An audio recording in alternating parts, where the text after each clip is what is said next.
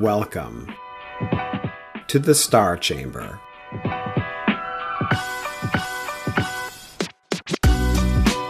I'm Ryan Swayze, a retired Air Force Lieutenant Colonel and the founder and president of the Walk the Talk Foundation, a nonprofit that advocates for and advises currently serving and former military service members going through the arduous journey of administrative processes and investigations in our government.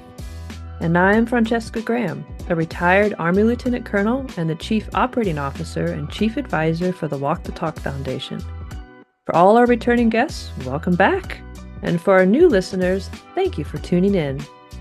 Before we begin this week's topic, please do not forget to hit that subscribe button, check out our Walk the Talk Foundation website, and hit that donate button if you think we're doing a good job. Also, check out our newsletter, the DoD Times Redacted, on all the socials, including LinkedIn, X, Instagram, and Facebook. Links in the description. All right, Star Chamber listeners, let's get started.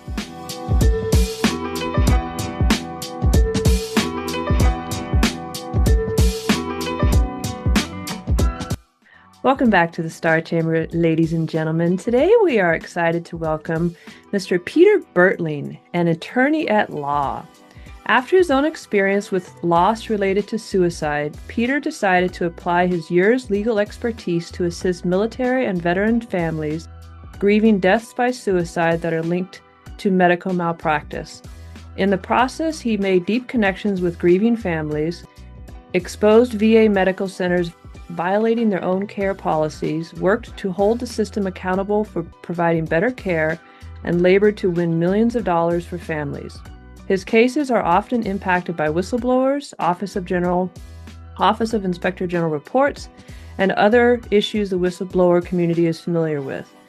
Legal action often takes some time, and Peter's services are provided with no fee if the case does not win anything for the family, which is truly incredible. Impressive. Peter spent 30 years learning the ins and outs of defending medical providers and saving insurance companies millions of dollars in damages by negotiating medical malpractice, wrongful death, and elder abuse cases. Peter now uses that experience to provide compassionate and aggressive representations to individuals who have been injured by a healthcare provider's medical negligence. He handles incidents involving VA medical malpractice, Department of Defense medical malpractice, and negligent medical care and support that leads to suicide by veterans.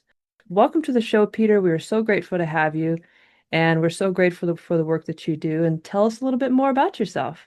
Awesome. Well, thank you for inviting me, Ryan Cheska. I appreciate being here today. My focus in these last years of my life, I just turned 65, is to help the families of veterans and active duty service members who've died by suicide. That's what I want to be my swan song as I leave my legal career, and that's what I've been focusing most of my attention on these days. Awesome. Thank you, Peter, and thanks for coming on the show. And first and foremost, thanks for the work you do. Cheska and I have had some adventures through the legal system trying to seek restitution from what happened to us in the military, and I can say, as a matter of fact, few and far between, sadly, firms are willing to go on contingency or pro bono basis for a lot of these flavors of cases.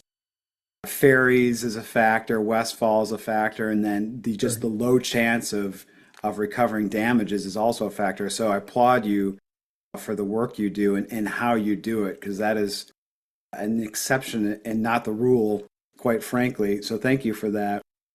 You know, it's interesting, Peter. We're going to get in a lot of stuff that you talked to or touched on in the intro, you know, fighting for veterans, fighting for active duty, the suicide, uncurbed suicide issues that are happening both in the active duty as well as the veteran community. And we'll get into like how that's calculated and maybe some finger pointing and massaging of statistics with department rivalries, so to speak, sadly. But I want to first talk about how you came across us, how we crossed paths, and how a lot of what you do seems to kind of overlap, or not overlap, but be of a similar flavor as what we do at Walk the Talk Foundation by advising people going through administrative / whistleblower issues, investigations, etc. So I initially met Cheska through Jackie Garrett, who does a lot with whistleblowers. And she had asked me to speak on her podcast about a situation where it was a group of whistleblowers out of the VA in Indiana that exposed the lack of treatment that active duty, well, actually, they were veterans, had received. And in that particular case, unfortunately, because the veteran wasn't getting the treatment he received, he shot himself in front of his wife while she was holding their Oh my. one-year-old baby. Oh And God. their two other children were in the room. And it was because of that case that, and the work of the whistleblowers, combined whistleblowers who were pointing the problems at the vet center. It was actually a vet center where they were being told not to rate people as having high risk for suicide because they didn't want to get under the target of the different organizations. Wow. And as a result of those whistleblowers, the Office of Inspector General did an investigation. And actually, after I had filed my claim, they released their report. And it was very similar to the allegations I was making. So that's how I became aware of your organization, and I initially met Cheska. Okay, interesting. So let's talk about, and this is a theme that I didn't think I would delve into when we started the foundation, but we get more involved in VA and veteran cases as we go along. We had a fascinating gentleman on the show a few months ago, Buck Sheward, who was slogging through his own VA misadventures, just trying to recoup travel costs. The VA was inexplicably, I would argue, fighting him on that. We also had a member from the VA's OIG, Office of Inspector General, Dr. Julie Kroviak, on the show prior to that, and she was discussing the pros, I guess, of the pros and cons of how the VA OIG system works. She touted its efficacy and somewhat its transparency. And also what was striking to me, in contrast to the Department of Defense IG, is that findings from the VA OIG, I should say the VA, the Department of Veterans Affairs, is beholden to an IG's finding, whereas in the Department of Defense / War, that's not the case. It's a recommendation only. So you've seen it from the other perspective, the VA OIG perspective. But of course, from the VA itself, we kind of heard the theory, right? That this is Right. how it should work, or it's supposed to work, or the law says. I have to say that having gone through the VA OIG process, both myself personally, as well as Buck's case, as well as some other clients, the academia and the reality don't necessarily mesh from time to time. Has that been your perspective as well? So that has, let me give you an example. In Florida, West Palm Beach, Florida, there have been a number of VA OIG reports out of that facility addressing suicide. And while the VA OIG, they make recommendations and the chief of staff signs on to those recommendations and agrees to follow those and implement plan cares to make sure they're followed. The next case I see that hasn't happened. Mm, And then mm. it's actually mentioned in the next VA OIG report.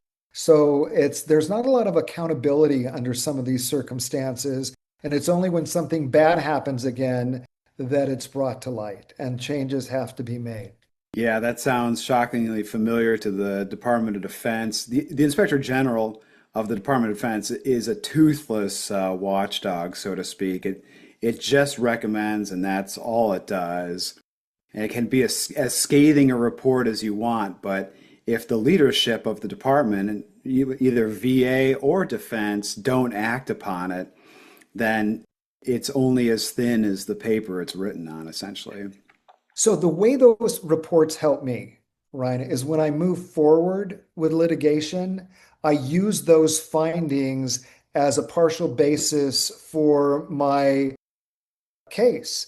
And, for example, when I go before a judge under the Federal Torts Claim Act, they can see those findings, and that's actually supported by what my experts are saying. So it helps to bolster our case to have those. But certainly, I don't need to have a critical report from the VAOIG to move forward with one of my cases. Let's talk about the litigation in the cases. One of our constant sources of consternation at Walk the Talk Foundation is the Ferries Doctrine. And that in normal life, we'll just say, outside of the Department of Defense bubble, people have an avenue for redress and restitution outside of the agency itself. Maybe we'll talk to the death of Chevron as well later on the show, but one of the hurdles, if not the singular hurdle, is the Ferries Doctrine, which prevents or prohibits, I should say, active duty service members, and I believe families as well is included in the Ferries Doctrine, from suing the government. So you have a route around that, and most of your claims in litigation are against the Department of Veterans Affairs, correct? And thereby Ferries is no longer in play. Is that accurate? That's accurate. A lot of my cases are under the Federal Torts Claim Act. Ferries doesn't apply. There are some special, limitations, but you're still able to sue the government. But the other thing that I'm doing, as you've just mentioned, is dealing with the folks who are active duty service members. And it wasn't until 2020 that the National Defense Authorization Act, under limited circumstances, very limited circumstances, allows active duty service members or their family to file a claim for medical malpractice against the Department of, Army. It's actually the Department of Defense, whether it be Army, Marines, Coast Guard. But there is very limited remedies available for them. And what you essentially have is the Department of Defense making a decision about whether their employees were negligent. Yeah. And there's no regress. There's no legal regress. I mean, you can try and get them to look at it administratively, but if they say we're not going to offer your client any money, then you're SOL. You just don't get anything from them, and there is no legal remedy for them above and beyond that. And I think, in fact, I was talking to someone earlier this week about whether there was anything currently before Congress to try and bring back this issue of, it's essentially active duty service members being treated like second-class citizens because they're not given same legal rights that, quite frankly, and I don't mean this in a pejorative manner, that incarcerated people are given. 100%. They have more rights than these active duty service members who, put their life on the line for the country and are involved in things for our safety, and they just don't have the rights that many people do have. And correct me if I'm wrong, Peter, but the 2020 NDA that was named after the change that allowed service members to bring essentially an administrative request for medical malpractice, that was initiated through the advocacy of gentlemen, Special Forces, NCO, MSR, and Richard Stayskull. Exactly. Who should not have stage 4 terminal cancer, but does because of very, very clear medical malpractice. And what's sadly ironic about that particular case is that after the NDA, the law was passed and it has his name on it, he applied under the new law that has his name on it, and his application was denied. And then after his application was denied, then I believe the Secretary of the Army said, hey, we denied your application to the thing that has your name on it, but here's $500,000 or whatever it was from my personal coffers. That is true. And the reason they denied it is because they said, okay, we may have delayed the diagnosis here, and maybe we should have done other testing sooner and reacted. But they took the position that he still would have gone on to develop the stage 4 cancer, even if they would have done what they said. And you are correct. They awarded him $500,000, which at that time was the maximum they could give for his non-economic type damages. And that's another problem with the National Defense Authorization Act. It limits the amount of recovery that families can get or an active duty service member could get. So for example, if I'm representing the family of somebody who's lost an active duty service member to death by suicide. And that's really the focus of my work. I have taken very few cases that were not death by suicide. Then the parents, they get no damages for losing their son. If it's a spouse, she gets no loss of consortium damages for losing a spouse.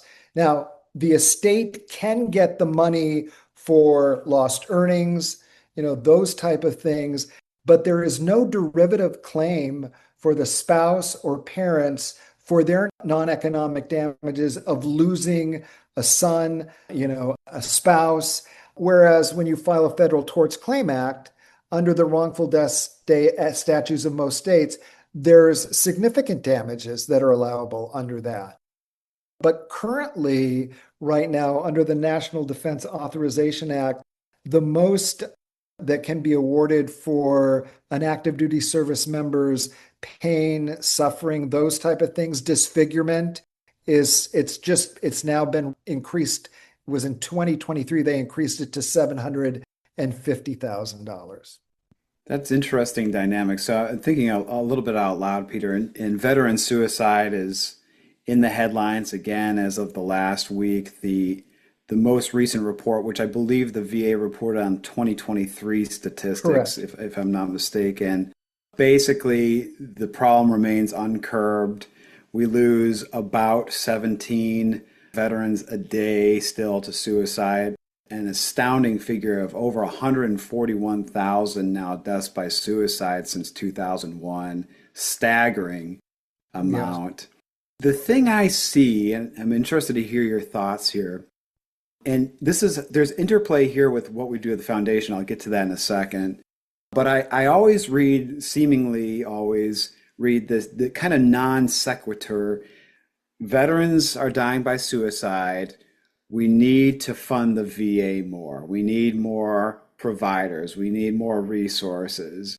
But I have yet to come across the news piece that discusses root causes, the beginning of the path to suicide, which I argue majority of the time, and that's just my gut feeling, begins while in service, in the active duty, guard, reserve, etc. But what you've brought up, and I wonder if this is a contributing factor, and this is my long-winded question to you, is that because there is litigative recourse against the VA and not the DoD because of all those things you've discussed, does the VA kind of pay the reputational price where the DoD also should be sharing that burden of blame? Yes, because a lot of times as you were talking about, the root cause analysis shows that the initial injury came as a result of some type of active duty military incident, especially for people that were deployed to Afghanistan or some other country during the time of war. And what's happening at the DoD, they're not getting the treatment they need, whether it be for traumatic brain injury or whether it be for PTSD or depression, and it's left untreated. So then many of these people are militarily discharged because of a medical condition. And then they get out and then they get in the VA system, and the VA system falls through the cracks frequently. Now, I also want to say that many times the VA does do a good job, and they have some incredible research. They have the resources to do things, but things unfortunately fall through the cracks. People aren't trained appropriately. They are sometimes understaffed. But yeah, I think that's what my case is about. I initially get the records from their active duty, and then I find out that the reason a service member or a veteran has PTSD is because of what they encountered during their deployments, dealing with dead bodies, seeing their buddies crushed, seeing other people killed, and going through a whole host of things that cause them significant mental health issues. And then those mental health issues aren't appropriately dealt with once they get into the VA system. And would you agree, and I don't want to put words in your mouth, that all, let's say, Ferries, Westfall, all that was gone, and you just were able to look at a case, a potential suit with none of those extenuating factors? Would you say that if there was malpractice occurring, it's occurring more, not more in the DoD, but more suits would be launched against the DoD for the malpractice, but because it's a fool's errand to sue the DoD for medical malpractice, as we just learned, or anything else is an impossibility. The suit goes to the VA, but would you argue that more suits would be filed if there was some kind of rigor in terms of the root cause or where the malpractice first occurred? Absolutely. Because the nature of the treatment that they get in the service is still subpar on most circumstances. At least those are the cases that people contact me. And very few times do I find, or more specifically, my experts find, that there was appropriate measures taken to help prevent the death by suicide that was potentially foreseeable and inevitable without the proper treatment. Interesting. If you were king for a day here and I asked you what's one legislative measure you would introduce to kind of help make this more fair, essentially, and give our honorable 1% their just cause, and especially the 1% who have lost their lives to suicide, what would that be? I get goosebumps when you ask me that question. It would be to strike the Ferris Doctrine as it applies to the active duty military, to strike the National Defense Authorization Act, and to give them unfettered access under the same type of access that veterans have under the Federal Torts Claim Act. Thank you. That's what I think that would be holding the DoD accountable, because you have the fox watching the chicken house here with the DoD. They're the ones that are making the decisions. And if they True. make a decision that you don't like, there's nothing you can do through the courts. And that's why I would really love to see Congress do something about that. Back in 2020, it was a compromise to have the National Defense Authorization Act. They were trying to strike down the Ferris Doctrine, excuse me, but they compromised on that. We have the National Defense Authorization Act, and while it's a step in the right direction, it's not completed the job, and that job needs to be completed. Yeah, and if I recall from reading that NDA from 2020, the final decision authority is the Secretary of Defense, and there's no appeal past the Secretary of Defense. It's just Exactly. That's the problem. That's right. the problem. And the That's the secretaries problem. know that, of course. How would you Yeah. respond to someone like, say, I don't know, Senator Lindsey Graham, who at least last year was the chair for the Senate Judiciary Committee, who I was told in speaking with another congressional office's staff that he is opposed to repealing or changing the Ferris Doctrine or even opening up the Federal Tort Claims Act to active duty service members because he does not want, this is from the staffer who told me this, he does not want another Camp Lejeune where a bunch of personal injury lawyers are chasing after the Department of Defense. So I think that I understand that whole idea about the Camp Lejeune, and it is unfortunate that there are a lot of attorneys that are, taking advantage of that system. But with the Federal Torts Claim Act, there are already safeguards in place. So for example, if I decide to represent somebody in an action and we settle at the administrative phase, the damages, or excuse me, my compensation is limited to 20%. And then if I have to move forward, the compensation is limited to 25%. So that's all statutorily assigned. And so then you don't have this kind of situation with the Camp Lejeune type of fiasco that people have been dealing with and addressing. Okay, that's interesting. I didn't know about that. Let's talk about two things, two pieces of legislation or law. The first, we talked about ferries. I want to know why that still exists, and that's just your best guess, Peter. And then I want to talk about the death of Chevron, and I'm going to be a little bit of an optimist here, and how that could potentially help, especially those in uniform, trying to fight in this administrative space. So let's talk about ferries first of all. From what you've seen, why does ferries still exist? I don't think that there's a good reason why it still exists, other than the government being potentially more responsible for actions, especially because, they're concerned about having this increased litigation, but there's already so many exceptions that wouldn't apply. So, for example, if somebody is killed in the theater of war as an active duty service member, that's not going to be covered. I mean, you're not going to be able to bring something for that.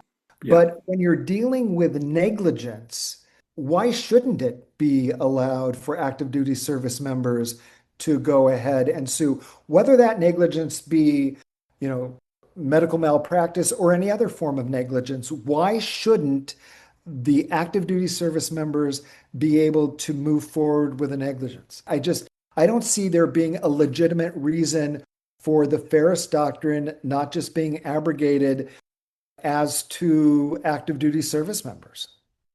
I couldn't agree more, but unfortunately, our Supreme Court does not agree with us and No, continues to. well, and that's because what they say is if Congress wants to make the change, Congress.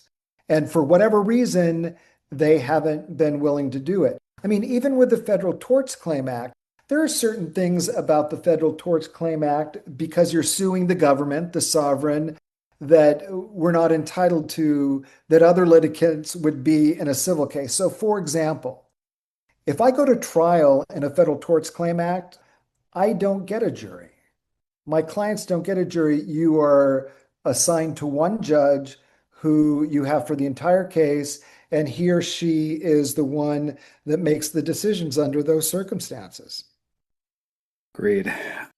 Okay, let's talk first Dodd-Frank, and then let's talk Chevron, because these are two things. When I like to play pretend lawyer, of course, I'm not a lawyer, neither is Francesca, nor is the Walk the Talk Foundation a law firm, but there are some critical laws that have garnered our interest and or play a factor in what we do. The first one was Dodd-Frank Act, and I was at the National Whistleblower Center at a talk, and the discussion was about whistleblowers in the private securities, SEC realm, and how under Dodd-Frank, if there are sanctions levied against a firm or company as a result of a whistleblower reporting that company, then the whistleblower is entitled to X% of those sanctions by law. It is, one could say, an incentive, another could say just a risk insulation measure for a person who incurs that risk of raising their hand and saying, my company is carrying out this malfeasance, misfeasance, etc. I see zero risk mitigation, risk insulation in the Department of Defense or the VA realm, which is a huge impediment to people who are considering that path. Do you see the same? So, in the space that I'm dealing with, typically not, because it is just medical malpractice. And when I sue under the Federal Torts Claim Act, the individuals who are responsible for the negligence, they're not even named. They have no repercussions whatsoever. I only get to sue the United States of America.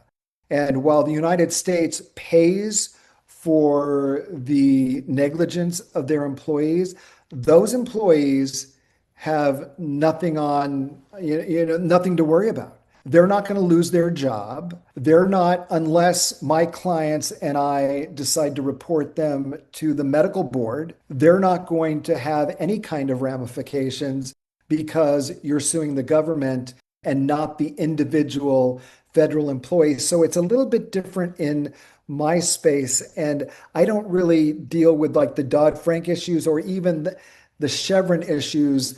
Hardly ever have I really encountered those two types of scenarios, because you're just focusing on whether or not the employees were negligent, whether that did cause the damage, but they're not responsible.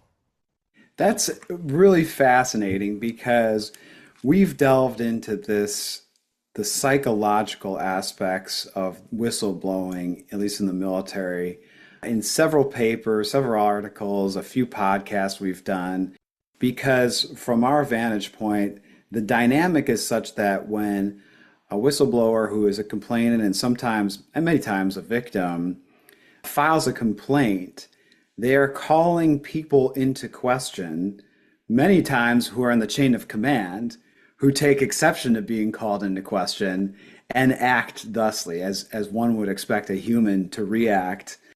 How you framed it, though, Peter, is fascinating, which is essentially your suits just say the government is at fault, right? And Correct. so people with human brains and human psychology aren't as on the defensive, right? They're still on the defense, sure, because the government's gonna fight. They like their money and they're gonna fight that fight, as we see.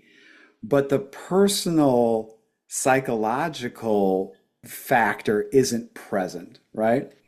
Not really. I mean, I will tell you though, Ryan, that, and I'm thinking of a case right now that I had in Georgia where a young veteran had been injured in a car accident and he needed pain management. And he was given that pain managed by an outside provider. And thankfully, after 3 years of not getting that management, he gets to the pain management clinic and remarkable change, and he does well. But then the pain management doctor won't continue seeing him because he's not getting paid, or she's not getting paid by the VA. So then they try and get another pain management clinic. The doctor had ordered it, and I took the deposition of the person responsible for getting the new doctor. And it was taking her months and months and months. And when I took her deposition and asked her about why wasn't this done in the time frame that was ordered by the doctor, she just breaks down crying, saying, "We don't have the resources to get these things processed timely." And I ask her, "Well, did you report this to your superiors?" "Yes." What happens? They say, "Do the best you can." "How do you feel as a result of this?" And she said that the morale, I have depositions that show this, that the morale in her department was so low, and that as a veteran, she felt horrible. So while she technically was responsible in part for my client not getting, or the decedent not getting the care he needed, she felt horrible, but there was no liability on her part. And I would argue, not having been there, that she was more forthcoming knowing that. I mean, of course, you're under deposition under oath, but if we have seen this time and time again, when somebody has personal skin in the Yes, game, exactly. the posture is markedly different than if they don't, right? Absolutely correct. And that's, sometimes my actually heart goes out to some of these people at the VA because they don't have the resources and they're doing their dead level best to try and do what they can, but they're just overwhelmed with the amount of work that they have to get done. And they don't have other people to help them or the resources necessary to accomplish what they need to get accomplished. And that's a really good transition, Peter, I think, to one of the things we wanted to discuss, which is related to helping our listeners, because our podcast is essentially informational, educational, tailored podcast. What are some of your previous or current cases that you'd like to highlight that you think would be useful for our listeners to kind of listen to, understand, and be able to think through if they or their family members or friends encounter a situation similar to, they might have a way to think about it? So actually, one of the cases, and this is the first time I've had to even try one of my cases, because usually they settle, they resolve before you have to go through the rigors of litigation. Well, in December 2025, a couple months ago, for the first 9 days, I tried a case, a death by suicide case of a 29-year-old veteran before Judge Aileen Cannon in Fort Pierce, Florida, just outside of West Palm Beach.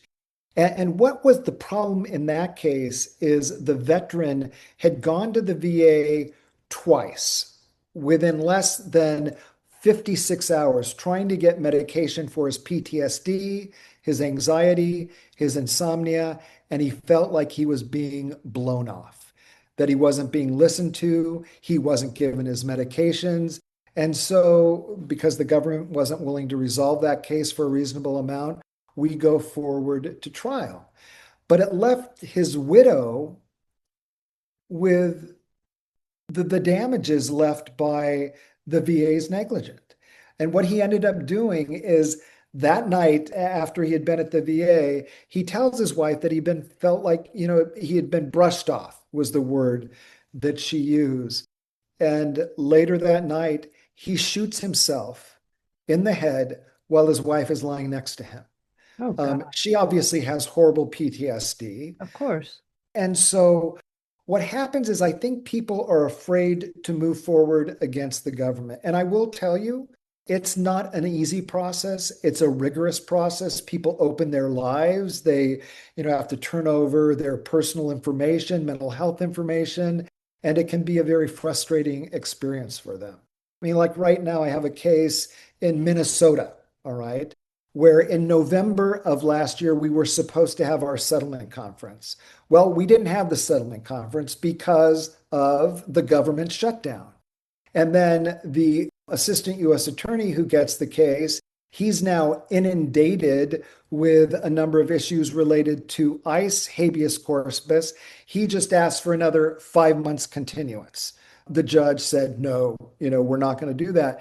But it's one delay after the other. And that was a situation where while the mother of a veteran was taking her son back to the VA because he should never have been released, he jumps out of the car, jumps on a bridge, high fives it, on his salute, and he plunges to his death as he falls off the bridge as his mother's watching this. So, it's now she is very devastated as a result of that. She's taking psychotropic medications. She's seeing a counselor, and it's one delay after the other in that case. So I'm not sure if that answered your question, but those are the kind of the things that I deal with. I mean, just like currently. And one of the two parts, one is in your bio, we had mentioned, or you had put in your bio that you started doing this work after you had been touched by a suicide. Can you talk a little bit more about that if you're comfortable? Like what led you to doing this work? Yeah, so two things. For a number of years, I actually represented the mental health care providers in county jails throughout California. The majority of my cases were death by suicide of incarcerated people. And the majority of those cases settled. And they did not get adequate treatment. And I would tell my client at the beginning, this is a bad case. Let's try and get the case resolved. Sometimes that happened, but not always. So I actually started doing that in 1989. And so I had seen this issue of death by suicide in that population for a number of years. And then shortly after my wife and I were married, my niece, whom had been living with us, she died by suicide. And I was responsible for her care and treatment. And it was the most horrendous experience in my life. And so when I handled these cases, I can say to somebody, I have an understanding of what you're going through. Yeah. It might be different because it wasn't my spouse or my child, Mhm. but I know what it's like. I know the questions you ask yourself. What could I have done different? I know that grief. And so those kind of the things are what spurred me on. And then in 2018, when I'm hearing about all of these delays with veterans getting treatment, when they have done so much for our country and they're not being treated appropriately, I just decided that I wanted to start changing my practice. And that's when my business partner and I, for 21 years, we parted ways. He didn't want to practice law anymore. And he went on doing something else. He's like a brother to me. We're still very good friends. But I really did want to start focusing on this veteran suicide work at that point. That's just incredible, Peter. I think nobody can see us because we're all on audio, but every single one of us were getting like little teary, misty-eyed. So when you're telling that story, so that's absolutely incredible. And I think before I turn it back to Ryan, related to everything you were just talking about, just how difficult of a journey this is for the people that are left behind, for you as their lawyer. Can you kind of walk us through what it's like to pursue a case like this? Yeah, so when you're dealing with the Federal Torts Claim Act, because that's what a lot of people that I represent do, the first thing that I do is I do my due diligence on the case because I don't want my clients to go through litigation unless I think that there is a strong, legitimate chance that they're going to prevail. I'm not going to say to them, look, we're going to win, we're going to win. I'm never going to make that representation because I can't guarantee anything. But I want them to know that I've done my due diligence and I'm not filing a frivolous claim. So, Ryan, you were mentioning about the records from the enlistment. I get those records. And I show that how before they were enlisted, these were young men and women who had no mental health conditions whatsoever. They were prime people to become enlisted. And then what you see is what's happened to them on deployments and the treatment that he received. So I get those records. Then I get the records from the VA and I look at all of these records. And while I have a good sense of whether or not there's been negligence, I always have it reviewed by an expert before I move forward with filing the claim. And so then we file the claim and the pay, typically the government has 6 months to make a decision. And if they don't, then you can file the lawsuit.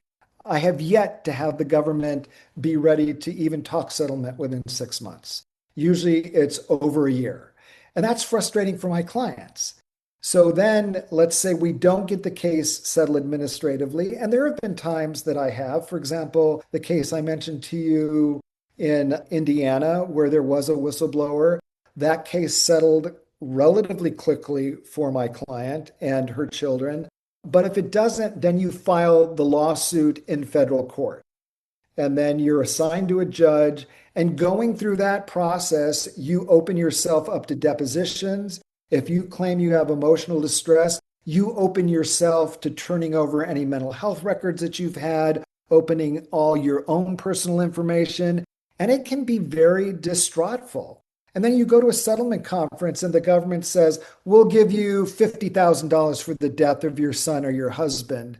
And they nickel and dime you. And it just has a huge impact on my clients. And because I'm not willing to put up with this BS from the government, and because I really do believe in my cases, I'll just say, let's move forward.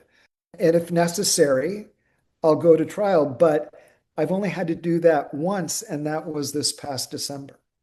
It's much akin to what we see in the administrative space, Yeah. save for the ability to sue, which is the government's tactic, which is no secret, is to outgrind and outspend, right? A whistleblower raises their hand, they lose their career, potentially future career, mental and psychological well-being in the process, because it goes on ad infinitum, because it can, because there's no statutory limitation on investigation. And it's very, very hard to prove, at least in the current construct, actual reprisal.